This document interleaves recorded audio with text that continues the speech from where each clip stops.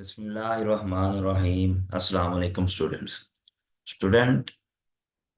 आज की इस वीडियो में जो हमने टॉपिक डिस्कस करना है उसका नाम है gradient of a scalar field. Basically हमने आज से एक नई सीरीज स्टार्ट की है जो कि मैकेनिक्स वन का कोर्स है, जिसमें हम चैप्टर पढ़ेंगे वेक्टर मैकेनिक्स, उसको डिस्कस करेंगे। ये बीएस मैथमेटिक्स, बीएस फिजिक्स के लिए, बीएस केमिस्ट्री के लिए ये हमारे पास कोर्स आउटलाइन है जिसको हम डिस्कस करेंगे। तो सबसे जो पहला टॉपिक है उसके अंदर, उसका नाम है gradient of a scalar field. तो इसको डिस्कस करते हैं। सबसे पहले देखें हमारे पास, सबसे पहले देखें कि डेल ऑपरेटर हमारे पास क्या होता है। एक ऑपरेटर है फिजिक्स में, मैथमेटिक्स में, डेल ऑपरेटर। वो क्या होता है? The collection of partial derivative operators. यानी कि डेल ऑपरेटर क्या है कि कलेक्शन है किसकी? पार्शियल डेरिवेटिव ऑपरेटर्स की। अब इसको रिप्रेजेंट किससे किया जाता है? Del is equal to partial by partial x, i जो कि यूनिट वेक्टर है, plus partial by partial y, j unit vector है, plus partial by partial z और के यूनिट वेक्टर है। Is commonly called del operator. It's another name is nebula. इसका दूसरा नाम nebula है। और the symbol of nebula is represented by inverted triangle. ये हमारे पास सिंबल है डेल ऑपरेटर का। अब डेल ऑपरेटर को जब हम अप्लाई करते हैं, जाहिर बात है ऑपरेटर का मतलब है किसी चीज पर ऑपरेट करना। तो इसको हम तीन तरीके से फिजिक्स के अंदर, ठीक है, अप्लाई कर सकते हैं, ऑपरेट कर सकते हैं। सबसे पहले देखें, अगर हम वेक्टर फील्ड में दो तरह से अप्लाई कर सकते हैं और एक तरह से स्केलर फील्ड में अप्लाई कर सकते हैं। स्केलर फील्ड में सबसे पहले देखें कि डेल ऑपरेटर जब किसी भी स्केलर के साथ, ठीक है, अप्लाई होगा, जब डेल ऑपरेटर किसी भी स्केलर के साथ अप्लाई होगा डॉट प्रोडक्ट के साथ, वो क्या कहलाएगा? ग्रेडियंट। वो क्या कहलाएगा? ग्रेडियंट। और दूसरे नंबर पे जब वेक्टर पे डेल ऑपरेटर अप्लाई होगा, वेक्टर में आपको पता है दो तरह के हम अप्लाई कर सकते हैं, एक डॉट और एक क्रॉस है। तो डॉट में जब डेल डॉट एफ यानी कि डॉट प्रोडक्ट में जब ये अप्लाई होगा तो ये बनेगा डाइवर्जेंस। और अगर क्रॉस में जब ये अप्लाई होगा किसी भी फंक्शन के साथ, यहाँ पर एफ हमारे पास फंक्शन है, कोई आप कह लें कि फोर्स नहीं है यहाँ पर, बल्कि एफ क्या है? कोई सा भी एक फंक्शन है, वो कोई भी हो सकता है। तो जब ये क्रॉस प्रोडक्ट के साथ अप्लाई होगा तो देन ये क्या कहलाएगा? कर्ल कहलाएगा। इन तीनों चीजों को हम डिटेल के साथ पढ़ेंगे, लेकिन आज जो हमने पढ़ना है वो है हमारे पास gradient of a scalar field. तो स्टार्ट करते हैं। सबसे पहले देखें gradient of a scalar field क्या है। जब ये डेल ऑपरेटर अप्लाई होगा स्केलर फील्ड में, किसमें अप्लाई होगा? स्केलर फील्ड में। तो जो इसका रिजल्टेंट आएगा वो क्या आएगा? Vector field. जो इसका रिजल्टेंट है वो क्या आएगा? Vector field. अब operating del operator on a scalar field resulting in gradient and the gradient of scalar field, ये डेफिनेशन है। And the gradient of scalar field gives the maximum rate of change of the field at a point. इस definition को जरा समझें। Maximum rate of change of the field at a point, यानी कि rate of change. सबसे पहले देखें rate of change तीन चार टाइप्स के हो सकते हैं। अगर तो हम आप कह लें कि पोजीशन के लिहाज से आप चेंज कर रहे हैं, पहले आपने एक पोजीशन पे, फॉर एग्जांपल अगर हम टेम्परेचर की बात करते हैं, पहले आपने एक पोजीशन पे टेम्परेचर को कैलकुलेट किया, तो देन वो एक्स के लिहाज से होगा। फिर आपने वाई पे जाके टेम्परेचर को कैलकुलेट किया वाई एक्सिस पे, तो देन वो वाई के लिहाज से, ठीक है, चेंज होगा। सिमिलरली एंड आपने जी एक्सिस पे जाके टेम्परेचर को कैलकुलेट किया तो वो जी के लिहाज से होगा, लेकिन उसमें देखें जो टेम्परेचर है वो सेम रहेगा। टेम्परेचर यानी कि आपने कैलकुलेट करना टेम्परेचर ही है तीनों जगह पे, लेकिन जगह आपकी क्या हो रही है? चेंज हो रही है। तो ये आपका है time rate change of with respect to position. Similarly आप अगर विद रिस्पेक्ट टू, आप कह लें कि आप कुछ भी आप कह सकते हैं किसी के जहाँ पे टाइम है आप टाइम के लिहाज से भी चेंज कर सकते हैं। पहले आपने 15 मिनट बाद आपने टेम्परेचर को कैलकुलेट किया, फिर आपने नेक्स्ट 15 मिनट बाद, फिर नेक्स्ट 15 मिनट बाद, तो यहाँ पे आपका क्या होगा, टाइम रेट ऑफ चेंज हो गया। लेकिन यहाँ पे जस्ट रेट ऑफ चेंज है ऑफ फील्ड। यहाँ पे हम बात करेंगे पोजीशन की। यहाँ पे हम किसकी बात करेंगे कि पोजीशन के लिहाज से अगर हम डिफरेंट जगह पर कोई चीज कैलकुलेट करते हैं, तो जो मैक्सिमम वैल्यू आएगी वो क्या कहलाएगी हमारे पास, ग्रेडियंट ऑफ स्केलर फील्ड कहलाएगा। नेक्स्ट है इसमें सबसे पहले देखें कि स्केलर फील्ड क्या होती है।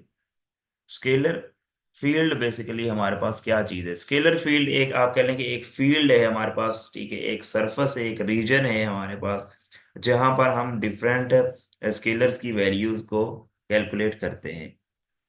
एक और डेफिनेशन है इक्विपोटेंशियल सरफेस की, या इसे लेवल सरफेस भी कहते हैं। और surface on which value of the field is constant, एक ऐसी सरफेस जिसमें वैल्यू ऑफ फील्ड क्या रहेगी, कांस्टेंट रहेगी। Refers to a region in space where every point in it is at the same value. यानी कि लेवल सरफेस क्या है, जिसमें आपके पास जो फील्ड की वैल्यू है वो क्या रहेगी, सेम रहेगी। यहाँ पर हम स्केलर की बात करते हैं, तो स्केलर फील्ड की वैल्यू क्या रहेगी, सेम रहेगी। वो वाला इक्वी पोटेंशियल सरफेस या लेवल सरफेस कहलाएगी। देखें, ये हमारे पास लेवल सरफेस है, ये हमारे पास लेवल सरफेस है, और नॉर्मल डायरेक्शन है। अब देखें जो हमारे पास ग्रेडियंट है उसको रिप्रेजेंट कैसे करते हैं। ग्रेडियंट का ये मैथमेटिकल फार्मूला है, del phi is equal to partial phi by partial x i unit vector plus partial phi by partial y j unit vector plus partial phi by partial z k unit vector. इसको ऐसे भी लिखा जाता है, gradient phi is equal to del phi which is equal to partial phi by partial n, और n इसका क्या है, साथ यूनिट वेक्टर है। अब इसको थोड़ा सा मैथमेटिकल एक्सप्लेन करते हैं हम, इसको फार्मूले को प्रूव करते हैं। सबसे पहले देखें, हमने दो सरफेसेस ली, एक S1 है और दूसरी हमारे पास क्या है, S2 है। हम सपोज करते हैं ये जो S1 है, ये इसमें जो आप कह लें कि हमारे पास ग्रेडियंट है, हमारे पास क्या है इसमें जो आप कह लें कि स्केलर है, वो फाई है, और इसमें क्या है, फाई प्लस डी फाई है। तो दो surfaces ली हमने, S1 and S2 are close to each other. The level surface are specified by scalar values S and S plus ds. आप यहाँ पे phi and phi plus d phi भी कर सकते हैं। Take a point A and B on S1 and S2 respectively and O is the origin outside the surface. यहाँ पर देखें, ए तीन हमने पॉइंट्स लिए, एक ए लिया और एक बी लिया और एक सी लिया। देन हमने डिफरेंट वैल्यूज पे इसको कैलकुलेट करना है। सो देखते हैं। सबसे पहले देखें the rate of increase of function along the path A सी।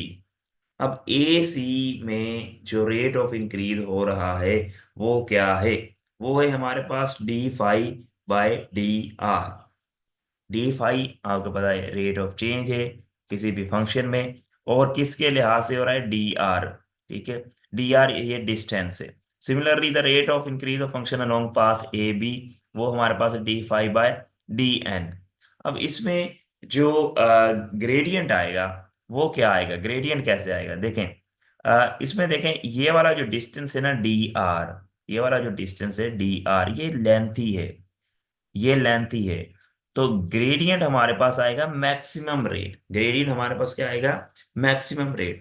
तो आपको पता है अगर तो हमारे पास डिनोमिनेटर की वैल्यू जितनी कम होगी, ये देखें डी एन कम है, जितना वैल्यू डिनोमिनेटर की कम होगी जवाब उतना ही ज्यादा आएगा।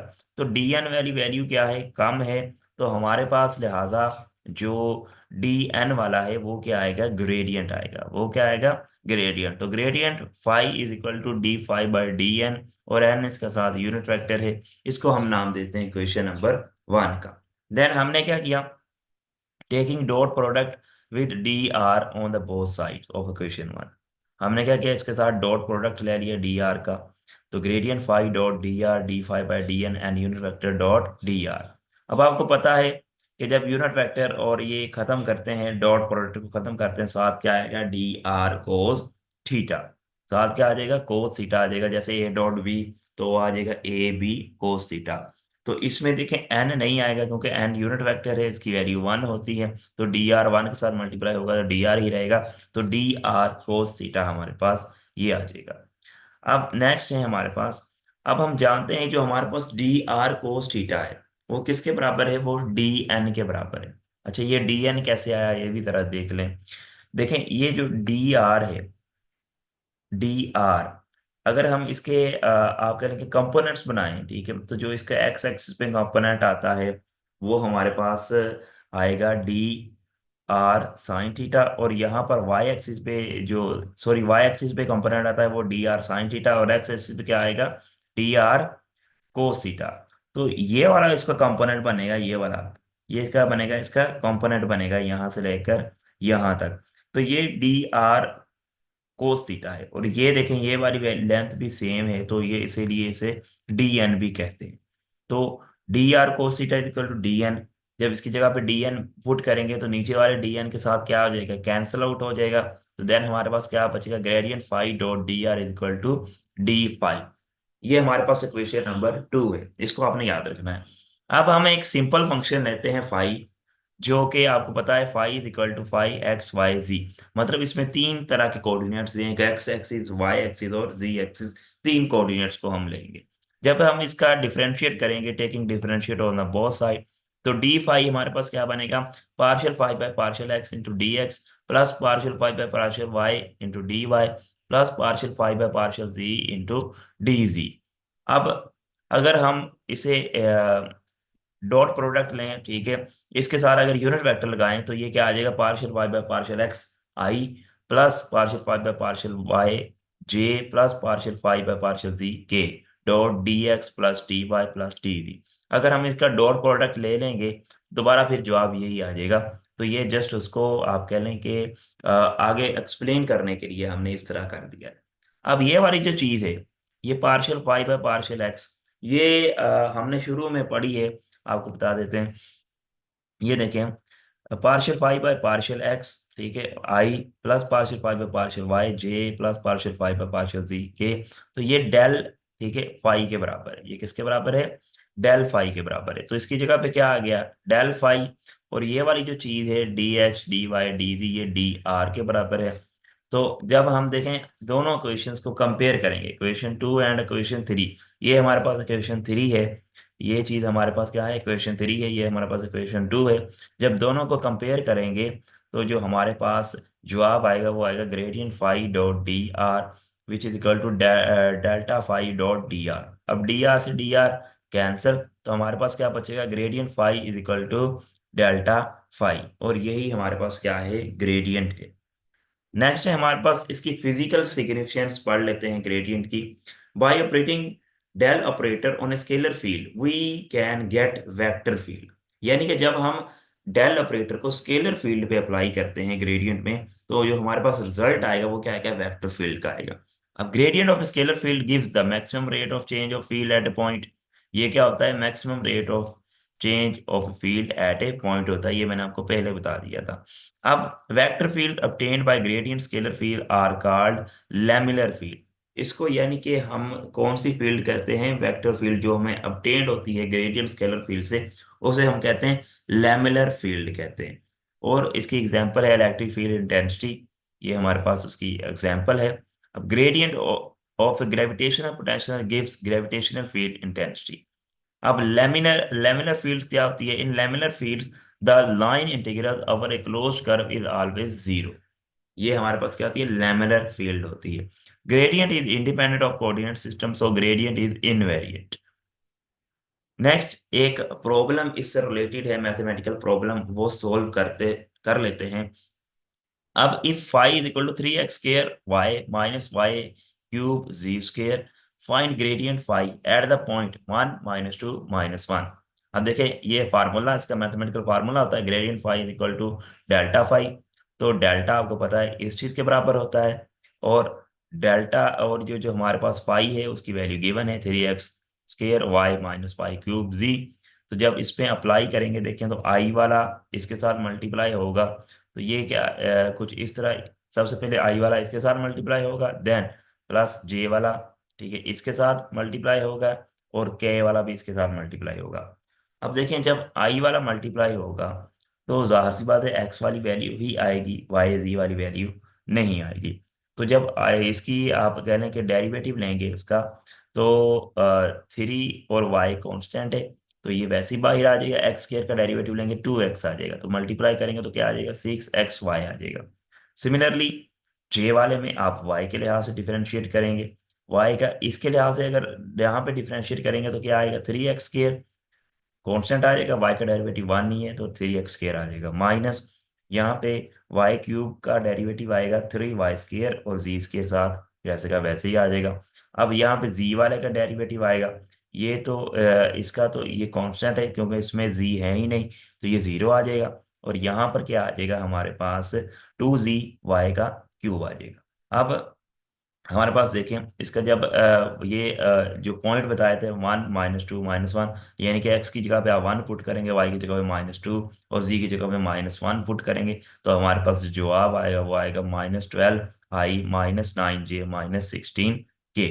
तो ये हमारा आज का लेक्चर था, उम्मीद है कि आपको समझ में आया होगा। कोई भी क्वेश्चन हो तो आप कमेंट्स में ज़रूर बताइएगा। मिलते हैं नेक्स्ट लेक्चर के लिए, तब तक के लिए अल्लाह हाफिज़।